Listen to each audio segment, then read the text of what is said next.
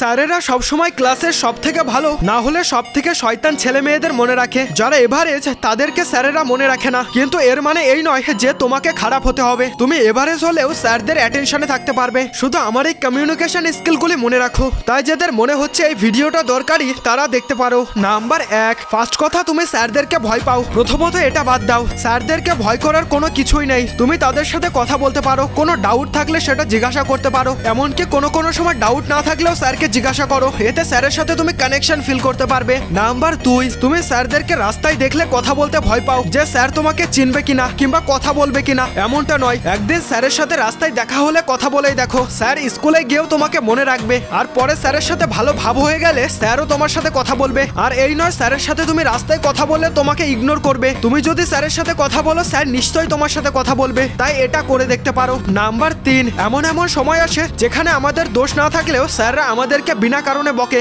আর তুমি রাগের বশে স্যারদের সাথে তর্ক করতে লাগো। এতে তুমি স্যারের সামনে তখন খারাপ হয়ে যাবে। এর থেকে ভালো তুমি চুপ থাকো। স্যার যদি পরে বুঝতে পারেন তাহলে স্যার তোমাকে নিজে এসে বলবেন। আর হ্যাঁ, এখন কমেন্ট করার দরকার নেই, তুমি এটা অ্যাপ্লাই করো, তারপর যদি কাজ করে তাহলে কমেন্ট করে যেও। এখন লাইক করে ভিডিওটা সেভ করে রাখো।